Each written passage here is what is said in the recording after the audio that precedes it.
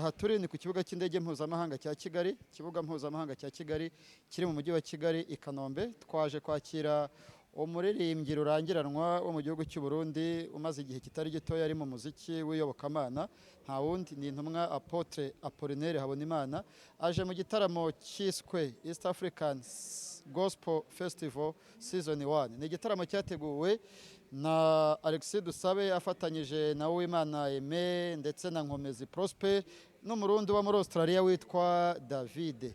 Uyu mugabo yaje na Rwanda avuye ku kibuga cy'indege mpuzamahanga cyitiriwe Melchior Ndadaye ahagana saa 10. Uyu muhanzi yaherukaga mu Rwanda, yaje bucece ajya i Masoro mu rusengero rwa Masasu aho yari yatumiwe ku giti cya church person. Mbere gato yaherukaga mu Rwanda mu buryo bwo gukora ibitaramo bifunguye mbere y'imigumuko yabaye mu gihugu cy'u Burundi 2015. Igitaramo aje kiri officiel yaherukaga kuza hano mbere y'imyaka 7. Ubundi yatumirwaga n'amadini ku giti cyabo. Apolinaire yazanye nande, yazanye n'umudamu we Madame Jeannette, ariko hari n'itsinda rinini ryaciye hasi. Namenye amakuru ko baciye mu Kirundo bazambukira Inemba. Ku munsi w'ejo bazaba bari mu Rwanda aho bazakora repetition nk'abandi. Yahagurukanye n'itsinda rinini ryavuye muri Shemeza Worship Temple, ni itorero riri mu gihugu cy'u Burundi hagati rwagati, ni itorero rituranye na stade iri kubakwa shyashya. N'umuhanzi waje kwakirwa n'abanyamakuru bamenyerewe mu bisata by'iyobokamana. Nge ntabwo mba mu gisata cy'iyobokamana cyane, ariko abenshi abo nabonye abenshi baba mu gice cy'iyobokamana.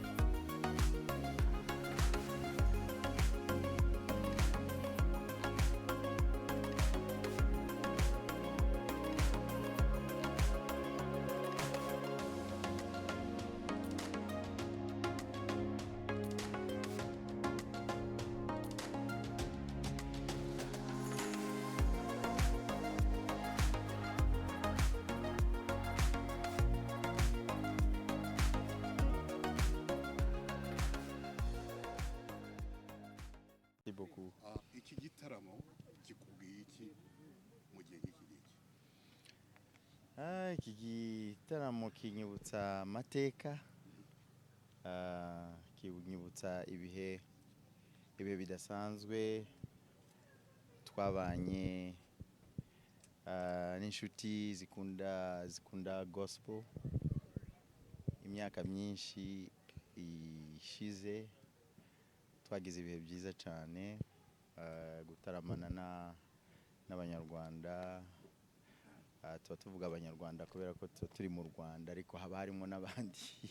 Bivuze iki guhurira kuri stage imwe n'abantu bakomeye nka Aime, Uwimana, Apolinaire, Alexis, abasaza murabyumva mute mwebwe mbere yuko abandi babyumva? Ni umunezero, ni retrouvailles, kandi abantu dusangiye umutima w'ubwami bw'Imana, abantu dukunda Kristo kandi dukunda n'ibihugu byacu n'umugisha. Twibazaga Rwanda Gospel Festival in Rwanda. Hari ishusho y'igitaramo yenda kijya kibi Burundi kijya gusa nk'i Rwanda Gospel cyane. Kiba ryari, kiba cyitwa ngo iki? Cyitwa Burundi Himbaza Festival. Ni igitaramo ngarukamwaka gihuza aba artiste ba gospel benshi, kiba gihuza abo mwita abasaza abatama, kigahuza n'aba jeune bariko baremerja muri gospel. biba ari byiza cyane kandi n'umugisha kubera ko stage yihuriye ko abatama n'abajene no kuvuga ngo hari guha agaciro guhesha agaciro igikorwa Imana yaduhamagariye kandi kwerekana ubumwe ko kigomba gukorwa mu bumwe sibyo gusa abatanguye kera bagomba gutegura generation nshasha. Urebye ubona Apolinaire uri navuga ko uri mfura mu baramyi dufite muri kano karere kubera ko abenshi iyo tubajije abahanzi batubwira ko akenshi kuramya babyigiye kuri wowe urabaza akavuga ngo Apolinaire indirimbo zawe hano mu Rwanda mu mawushiti mu menshi nizo baramisha abakwigiraho avuga ko nge naganira na ambwira ko uri mu bantu batumye aza mu guhanga. Iyo wumvise nk'umuntu w'umuhanzi nka Aimé n'abandi benshi dufite mu Rwanda buzi bavuga ngo ni wowe twigiraho, ibyo biguha iyihe shusho y'umuziki dufite mu myaka 30 cyangwa 5 iri imbere ubona bigezeho ugereranyije naho mwatangiriye naho mugeza natubwire kuri abo bahanzi nyine bakwigiraho? Iyo témoignage impa gushima Imana, intera gushima Imana no kurushaho kwicisha bugufi kubera ko iyo wumvise umuntu avuga ngo wamubereye umugisha wamubereye icyitegererezo ni grâce iyo ushoboye kubera abantu exemple ni imbaraga uhabwa n'Imana. Shoboye kuraba mu myaka iri imbere bintera kubona ko hari icyizere gikomeye cyane ko mu myaka 5, 10, 20, 50 umuzika wa gospel uzaba uri ku rugero rukomeye cyane. Kuri icyo cyizere yes tumaze iminsi tubona ku mbuga nkoranyambaga zawe n'iza live center utoza ufata umwanya wo gutoza abaririmbyi cyane cyane abaramyi kuba umuririmbyi nyawe wuzuye umwuka wera. Mu by'ukuri abaririmbyi hano barabikeneye. Hari gahunda waba ufite yo kubasha kwigisha gutraininga abaririmbyi ba gospel hano? Gahunda turayifise kubera ko ibyo mubona hano byatanguriye kuri iyo step tuza hano ubwa mbere abantu ntibumva style ntibumva n'umutima cyari ikintu gishasha kubera ko mu Kirundi tuvuga ngo umuhini mushasha utera amabavu. Ari rurerure kuko haracyari byinshi byo kwiga. Apotre namenye amakuru ko sindareza gusubiza mugenzi wawe. Yes, gahunda irakomeza yo kwigisha kubera ko kuramya no guhimbaza ni ikintu kirenze kiri beyond kuririmba, kiri beyond muzika. Development y'umuzika ni kimwe ariko gutahura cyangwa se kudefinisa praise and worship kuramya no guhimbaza ni kindi kigomba gutangirwa amahugurwa. Tugomba kwicara tukakora evaluation urugendo tugenze aho tugeze aho tugomba gushika. Rero uwo n'umwitwarariko ni susi dufite umwigisha wese agomba kugira yo kureba imbere cyane kugira ngo habe izo gahunda za training. Izo gahunda rero zira abana bacu yuko Apolinaire ashobora gushinga ishuri nk'ijya afite ubujumba cyane rwose cyane hano mu Rwanda. Yego. Apotre namenye amakuru ko Shemeza Worship Music Church wazanye ubwo nyine ndabivuga uko nawe urabigorora ukundi. Okay, ni Shemeza Music. Shemeza Music Temple. No.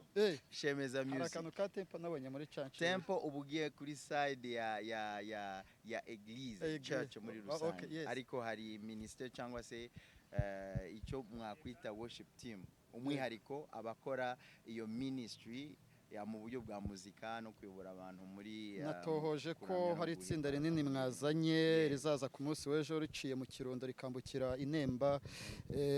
Abantu ku cyumweru bitege ko Shemeza Music from Burundi izaba irimo gukora ibintu bidasanzwe muri camp ya Kigali mu gitaramo watumiwemo nk'umuhanzi na David n'abandi. Ndumva langage y'umutangazamakuru by'ukuri twiteguye gusavinga. abo barahari bo none Barahari. Okay, good. Kandi biteguye gukora ibintu byiza, hamwe tuzashobozwa n'Imana. dusoza niki ubwira abanyarwanda aka kanya kuba ugeze mu Rwanda, niki kikuri ku mutima, niki unababwira ku gitaramo? Ikintu nabwira abanyarwanda nuko batahusha akaryo, batahusha iyi opportunity, ntibagomba kuyihusha. Karibu rwose, tuzagira ibihe byiza hamwe, tuzishima mu Mana, kandi twari tunakumburanye. Turabakumbuye kandi turazi, nanjye ndazi ko mwari mudukumbuye. Tuzabona ibihe byiza byo kuramya no guhimbaza hamwe. ukiboneye invitation wabyakiriye ute? Wumvise ute mu mutima? Wabyakiriye ute mu by'ukuri? Ese ntabwo wabanje gusa nunaniza bitewe wenda na gahunda ndende wari ufite? Izo ngeso ntazo mfite, ntazo nsanze mfite, kubera ko izo ngeso zo kunanizanya kunaniza bene data barimo gukorera Imana nk'uko ndimo gukorera Imana, barimo gukorera igihugu cyabo nk'uko nanjye ndimo kugikorera, ntago nabananiza. Numvise nishimye kandi numvise nkumbuye kuba muri ibi bihe byo kuramya. Tubonye madamu wawe, madamu Jeannette, mama Pasteur, tuzamubona kuri stage nawe aririmba ku cyumweru cyane rwose. N'umuramyi mwiza, kandi ariko twavugana na David ho gato mbere ko twakira David. Yes. Wiyumva gute umwigishwa watoje mukaba muri kugendana iki gihe? ariwe David wamuvuga dukeneye ubwo muri kumwe ugira icyo umuvugaho David, icyo wamubonyeho kugira ngo n'abandi babyumvireho. It's an honor, ni shema, ni cyubahiro. Yeah, ni cyubahiro, ni umugisha kuba turi kumwe. Numwe mu bigishwa, hari igihe umwigisha atoza abantu bamwe bakamunaniza, abandi ntibakore ibyo batojwe. Numwe yakiriye umutima mu minsi ya mbere, akunda Imana kandi yitaba umuhamagaro, kandi ajya mu nzira Imana imushakamo. Yakira umutima kandi agira n'umwete wo gukorera Imana nk'uko yabimbonyeho. Niyo mpamvu arimo kubera umugisha amahanga, kandi niyo mpamvu u Rwanda uyu munsi rushobora kuvuga ngo David turamukeneye, nk'uko ibindi bihugu bishobora kuvuga ngo twarumvise David wamutoje, twarumvise David umwete n'umugisha ari kubera abantu. Niyo mpamvu rero ni honor. I'm proud of him, kandi ndizera ko muzagira ibihe byiza. Yes. David One question? Okay. Wow, that's a long story, man. Very short. Okay. Cut it short. From where? From where? Where you started. 1995 Yeah, 1995 ntabwo ariho natangiriye. I started before, like 1987. So 88 nahuye na David, Nick Dev, wamenyekanye muri ibi bihugu, wamenyekanye mu Rwanda. 1992 mpura na David, Apotre David, pasteur, niwe Imana yakoresheje mu kunsunika, watahuye umuhamagaro wanje, aransengera, Imana iramushoboza, acira inzira umuhamagaro wanje, ndakura, ngera ku byo ngezeho uyu munsi. Ariko by'ukuri natangiye kuririmba nciga muri primaire, niho natanguye kumenya impano indimo. Ku ishuri nkajya ngorana nteza ibibazo, mwigisha yasohotse ngaririmbisha abanyeshuri, mwigisha yagaruka akankubita, ariko ntabwo nigeze mbiheba. So ndashima Imana rero kubw'itorero ry'u Burundi ryashoboye kwakira impano yanjye maze kwisobanukirwa menya ko ntari umukozi w'u Burundi gusa. Ikindi gihugu cyari hafi yanjye rwari u Rwanda. Byari byoroshye kwambuka umupaka. Nyuma y'intambara nazana team kuko twumva hari message dufitiye u Rwanda. Tugomba guhoza abanyarwanda, tugomba kuza mu itorero tugakora ibitaramo tukigisha abantu iby'Imana yari imaze kutugezaho, tubiha u Rwanda rurabyakira, itorero ry'u Rwanda rirabyakira. Tubona abanyarwanda batanguye kwishima nyuma y'ibibazo bitandukanye bahuye nabyo. Navuga ko Imana yadushoboje rero gutanga contribution igihe ubuyobozi bwarimo kuvuga ngo hagaruka ubuzima mu Rwanda. Ku rwego rwacu rero nka gospel n'abakozi b'Imana, natwe Imana yadukoresheje ibyo yashoboye kudukoresha, turayishima.